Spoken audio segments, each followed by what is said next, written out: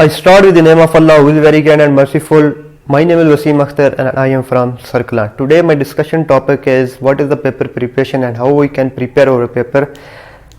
Means कि हम जब पेपर देने जाते हैं तो उससे पहले हम अपनी प्रिपरेशन किस तरह करें. तो मैंने जो बात करनी है वो सिर्फ मैथ्स पेपर प्रिपरेशन पे करनी है. बाकी सब्जेक्ट्स के बारे में मुख्तलिफ जो लेक्चरर आते हैं वो खुद उसके बारे में बताएंगे. तो देखें स्टूडेंट, कोई भी सब्जेक्ट होता है तो उसकी प्रिपरेशन करने के लिए हमें सबसे पहले जो चीज़ ज़रूरी होती है हमें एनालाइज करना होता है कि हम उस सब्जेक्ट से कितना इंटरेस्ट है या हम उसके बारे में कितना जानते हैं, कितना प्यार है या हमें वो सब्जेक्ट कितना आता है.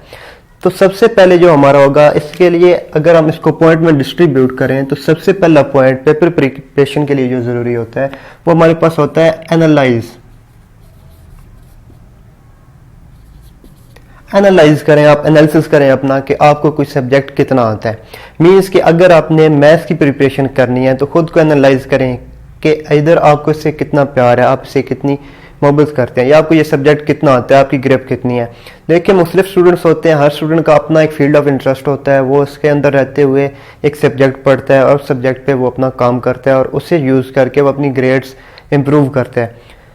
तो आप खुद को एनालाइज करें कि आपको मैथ्स से कितना प्यार है. अगर आप देखते हैं कि आपको मैथ्स अच्छा आता है, आपकी इस पे ग्रिप अच्छी है, आपकी स्किल्स अच्छे हैं, तो उसके मुताबिक आप खुद को इसके अंदर एनालाइज करें और देखें कि आप किस स्टेप में आ रहे हैं. देखें जो स्टूडेंट्स होते हैं वो 3 कैटेगरीज के होते हैं. एक जिनको सब्जेक्ट बहुत अच्छा आता होता है उनको हम एक्स्ट्राऑर्डिनरी स्टूडेंट बोलते हैं. देन हमारे पास एवरेज स्टूडेंट आ जाते हैं. देन उसके बाद वो होते हैं जो एक सब्जेक्ट को पास करते हैं. तो देखें आप खुद को एनालाइज करें. एनालाइज करने के बाद आप जो दूसरा पॉइंट है आप डिसाइड करें कि आप किस कैटेगरी में आ रहे हैं. अपनी डिसीजन लें कि आप किस कैटेगरी में आ रहे हैं. जब आपने डिसीजन ले ली कि मुझे ये सब्जेक्ट इस तरह आता है, कि आपने खुद को डिस्ट्रीब्यूट कर लिया कि मैं एवरेज में आ रहा हूँ या मैंने सिर्फ इसको पास करना है, इसको पास करके बाकी सब्जेक्ट्स की मदद से अच्छे ग्रेड्स लेने हैं, या आप देखते हैं कि बाकी सब्जेक्ट्स भी मेरे अच्छे हैं तो मेरा इसमें भी अच्छा इंटरेस्ट है, मेरे स्किल अच्छे हैं, तो आपने इसको यूज़ करके अच्छे ग्रेड्स लेने हैं. तो उसके मुताबिक आप खुद को प्रिपेयर करें. मीन उसकी एक डिसीजन ले लें कि मैंने इस तरह चलना है. जब आपने ये डिसीजन ले ली तो उसके बाद मैं आपको मेथड्स बताता हूँ कि किस तरह, अगर आपने जस्ट पास करना है तो आप क्या करें. अगर आप एवरेज में आ रहे हैं, आप मीन्स लेना चाहते हैं 60 to 70 या 70 80 की रेंज में आप मार्क्स लेना चाह रहे हैं, तब आप क्या करें. या अगर आप देखते हैं कि आपका ये सब्जेक्ट अच्छा है, आप इसमें हायर ग्रेड्स लेना चाहते हैं, तो तब आपने क्या करना है. तो ये मैं अभी आपको इसके बारे में थोड़ी सी डिस्कशन करते हैं.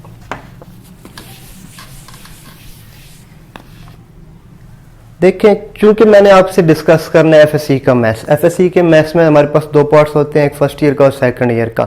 देखें पहले हम फर्स्ट ईयर का देख लेते हैं. फॉर एग्जांपल स्टार्ट करते हैं हम जो एक हमारे पास जस्ट पासिंग मार्क्स वाले बच्चे होते हैं उनके लिए.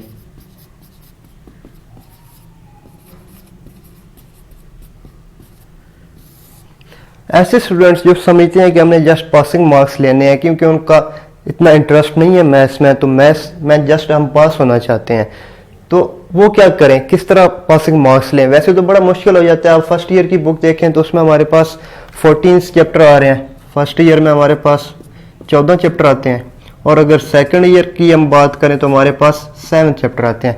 तो जिसने पासिंग मार्क्स लेने हैं, इन 14 में से कुछ तो की पॉइंट होंगे जो उसने यूज़ करने हैं, उनको यूज़ करके वो अपने पासिंग मार्क्स ले सकते हैं. तो देखें पहले हम अगर फर्स्ट ईयर की बात करें तो जो फर्स्ट ईयर वाले स्टूडेंट्स हैं, बेटा आपने सिंपल सी चीज़ है, जब आपने पासिंग मार्क्स लेने हैं तो बड़ा सिंपल है. हमारे पास एक पोर्शन है उसमें अलजेब्रा का, दूसरा पोर्शन है ट्रिग्नोमेट्री का.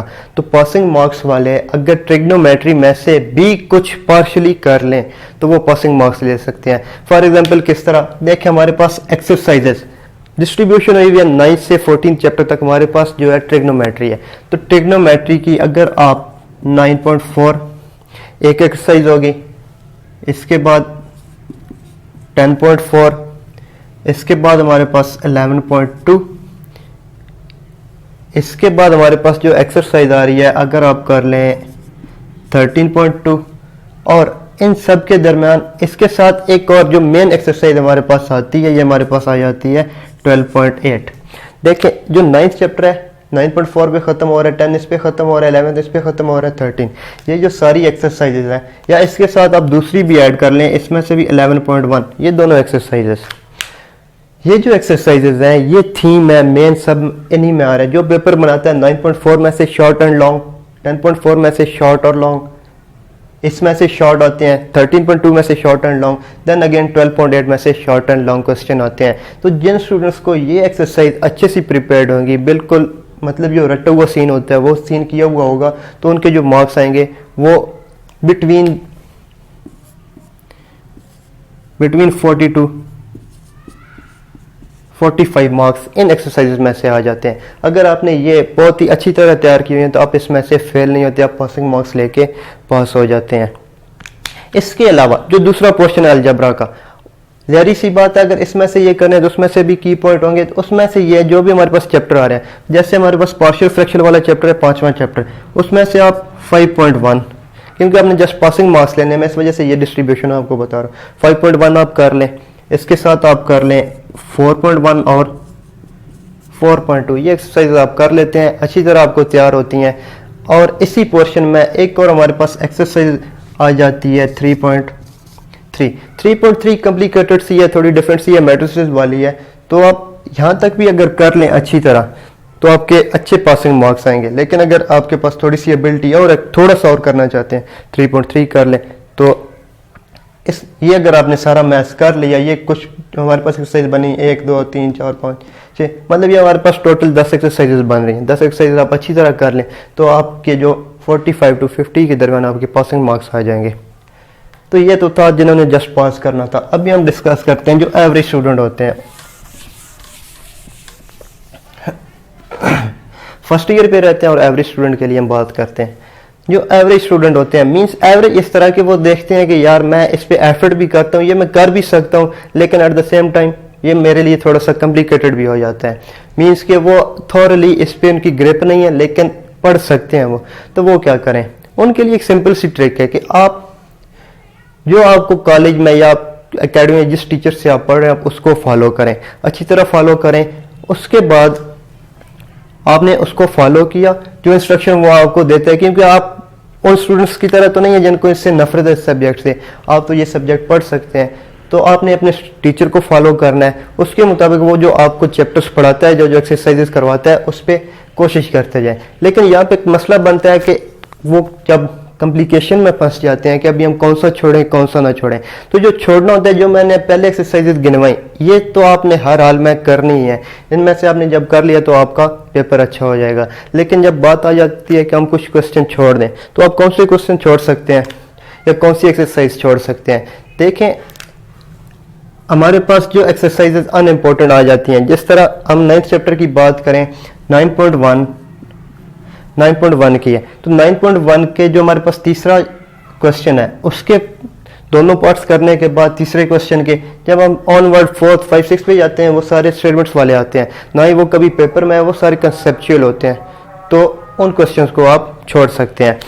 इसी तरह फिर आप नेक्स्ट जहाँ पे देखते हैं ये कॉम्प्लिकेशन है कि मतलब ये हमारे पास पेपर में नहीं रिपीट हो रहे, जो आपको टीचर्स बताते रहते हैं ये इंपॉर्टेंट है, ये इंपॉर्टेंट नहीं है, ये करना है, ये एक दफ़ा रिपीट हुआ है।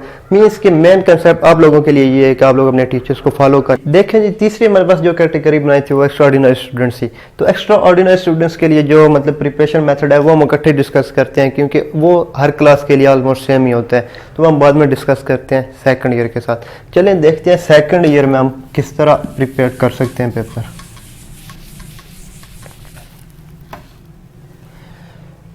हमने 3 कैटेगरीज बनाई थी, एक था पासिंग मार्क्स वाला, दूसरे थे जी हमारे पास एवरेज, जो एवरेज स्टूडेंट होते हैं, मींस जो 60 और 70 की लाइन में मार्क्स लेते हैं या लेना चाह रहे होते हैं। तो तीसरे हमारे पास आ जाते हैं एक्स्ट्रा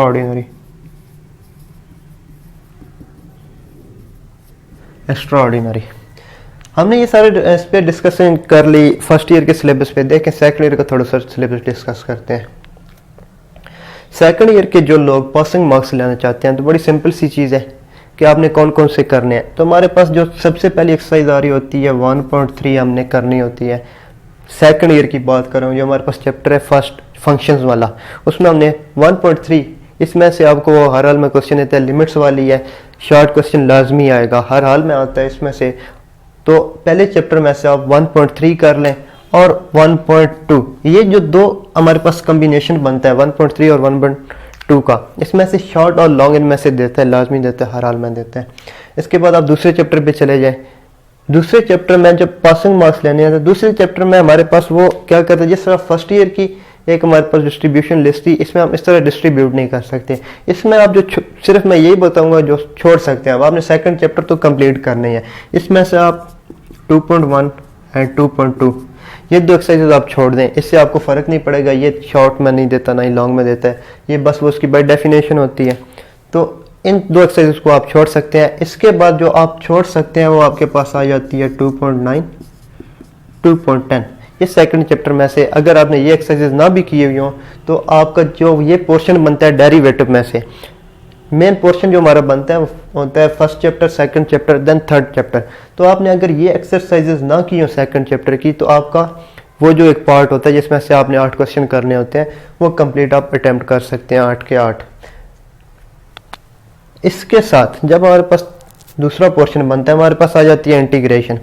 इंटीग्रेशन में आप देखें तो आपने करनी इंटीग्रेशन का और डेरिवेटिव्स का ऑलमोस्ट सेम सीन ही है हमारे पास। आप इंटीग्रेशन में से जो एक्सरसाइजेज छोड़ सकते हैं, ये करने वाले नहीं, ये मैं वो एक्सरसाइजेज लिख रहा हूँ जो आपने छोड़नी है।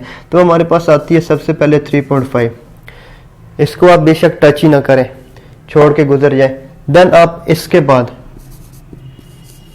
3.8, ये एक्सरसाइज भी आप छोड़ सकते हैं, चॉइस पे छोड़ सकते हैं। अगर आपने ये ना किया, इसके बगैर भी आपके वो सारे क्वेश्चन सॉल्व हो सकते हैं। मीन्स जो एवरेज स्टूडेंट है अगर वो ये पोर्शन छोड़ के पहले 3 चैप्टर्स का बाकी प्रिपेयर कर लें, ये वाले 3 चैप्टर, तो उनके लिए पासिंग मार्क्स आराम से इसमें से आसानी से वो लोग ले सकते हैं, मतलब वो पास हो सकते हैं। इसके साथ जो आपने एक और एक्सरसाइज करनी है जो वो मस्ट है, वो आपने करनी है जी 5.3। ये जो 5.3 है इसमें से एक लॉन्ग देता है, हर पेपर में देता है, और 5.3 के भी जस्ट पहले 6 क्वेश्चन। आपने ये 6 क्वेश्चन अच्छी तरह कर लिए तो आपका एक 5 नंबर का लॉन्ग पूरा अटेम्प्ट हो जाता है। ये जो बाकी पोर्शन था इसमें से आपके शॉर्ट होंगे, 7 लॉन्ग भी हो जाएंगे, और एक ये कर लेंगे तो आपके passing marks with in the range of 45 to 50 marks आप ले सकते हैं। दूसरी बात एवरेज की, तो एवरेज जो स्टूडेंट है उनके लिए वही मैसेज है जो मैंने फर्स्ट ईयर वालों के लिए दिया था कि अपने टीचर्स को फॉलो करें। जहाँ पे जो कम्प्लिकेशंस आप देखते हैं वो आप टीचर से डिस्कस करके छोड़ दें। मीन उसमें कोई इतनी अहम चीज़ नहीं आती, क्योंकि वो स्टूडेंट कर भी सकते हैं, एट द सेम टाइम उनको कहीं कहीं कम्प्लिकेशन भी फील होती हैं। तो वो लोग ये वाली अपने टीचर्स को फॉलो करते हुए, या अगर नहीं समझ आती तो आप कमेंट्स में मुझसे पूछ सकते हैं, हमारा कमेंट कर दें, वहाँ पे मैं आपको एक्सप्लेन कर दूंगा। तो आप वो चीज़ें छोड़ दें जहाँ पे कम्प्लिकेशन आ रही है, उसके बगैर भी आपका पेपर सॉल्व हो जाएगा। तीसरी कैटेगरी जो हमने बनाई थी या जो हमारे पास स्टूडेंट्स की होती है वो क्या होते हैं, एक्स्ट्रा ऑर्डिनरी स्टूडेंट्स। मीन्स ये वो स्टूडेंट होते हैं जिनको एक सब्जेक्ट से, स्पेशल सब्जेक्ट से प्यार होता है, मतलब वो उस सब्जेक्ट को सीख सकते हैं, उनके स्किल अच्छे होते हैं। मैं अगर मैथ्स की बात करूं तो मैथ्स में वो बहुत अच्छे होते हैं, उनके कंसेप्ट क्लियर होते हैं। तो ये स्टूडेंट्स क्या करें, अपनी प्रिपरेशन किस तरह करें। जो आपको मटेरियल कॉलेजेस में मिलता है या जहाँ पे अकेडमीज में आप पढ़ते हैं, उसमें जो मेन चीज़ आ रही होती है, आपको एक्सरसाइज रटवाई जाती हैं, आपको एग्जाम्पल्स वगैरह करवाई जाती हैं, जो जहाँ पे लेक होता है, जहाँ पे इन स्टूडेंट्स के मार्क्स काम आते हैं। स्टूडेंट एक्सपेक्ट कर रहा होता है कि मेरे मार्क्स आएंगे बिटवीन द लिमिट 90 to 95 या राउंड अबाउट 100। तो इनके जब मार्क्स आते हैं 80 to 85, तो उसका रीज़न क्या है, वो किस वजह से आते हैं। तो इन स्टूडेंट्स के लिए जो मेरी सबसे पहली टिप होगी वो क्या करें कि ये बुक रीडिंग किया करें। बुक रीडिंग बहुत इंपॉर्टेंट है। बुक रीडिंग, जब आपने बुक रीडिंग की हुई होगी, बुक रीडिंग से आपको फायदा क्या होगा, जो आपके एमसीक्यूज आएंगे वो आप 100% अटेम्प्ट कर सकेंगे, क्योंकि 20 मार्क्स एमसीक्यूज के होते हैं। तो आपके वो 20 के 20 ठीक हो गए। जहाँ पे आप लेक कर रहे थे उस चीज़ को आपने सिर्फ बुक रीडिंग से उस चीज़ को आपने कैच कर लिया। ये फर्स्ट ईयर के स्टूडेंट के लिए भी, सेकंड ईयर के स्टूडेंट्स के लिए, मीन किसी क्लास के स्टूडेंट्स के लिए ये बहुत इंपॉर्टेंट चीज़ है। इसका दूसरा फ़ायदा बुक रीडिंग का, आप इसके बाद जब हायर स्टडी के लिए जाते हैं तो आपके मुख्तलिफ टेस्ट होते हैं। तो उन टेस्ट में आपके पास ना ही उसने क्वेश्चन पूछना है, ना ही उसने फार्मूला पूछना है। उसने क्या पूछना है, उसने एमसीक्यूज पूछने हैं, आपके कंसेप्ट पूछने हैं। जब आपके कंसेप्ट क्लियर होंगे, एक तो आपका पेपर जो है वो आपका 100 मार्क्स का अटेम्प्ट हो जाएगा। उसके बाद आप किसी जगह टेस्ट देने चले जाएं, आपको कोई मसला नहीं होगा। जो दूसरी चीज़ है हमारे पास, ये स्टूडेंट, क्योंकि इनके स्किल अच्छे होते हैं। जब आपका स्किल अच्छा है तो आपको इंटरेस्ट होता है, आप शौक से वो काम करते हैं। तो आप जो चीज़ें आपको टीचर ने करवा दी वो तो आपने करनी है।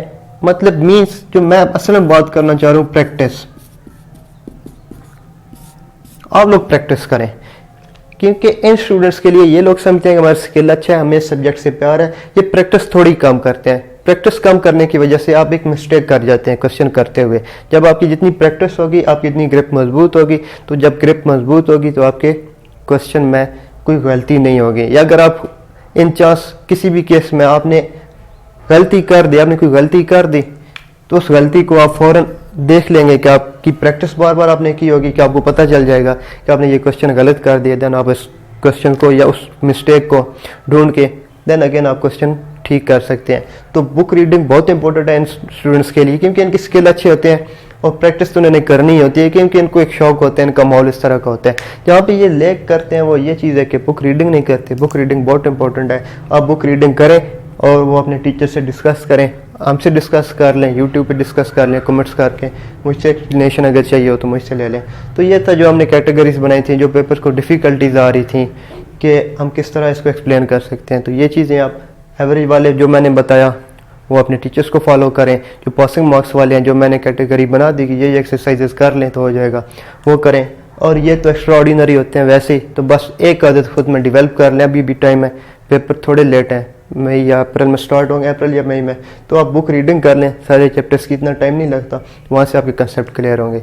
तो आपका पेपर 100 मार्क्स का भी अटैम्प्ट हो सकता है, क्योंकि मैथ वह सब्जेक्ट है जो आपको पूरे मार्क्स दे सकता है। तो देखें व्यूअर्स, यही था हमारा आज का टॉपिक, इस पर हमने डिस्कशन कर ली and we will meet again with the next topic. अल्लाह हाफ़िज़।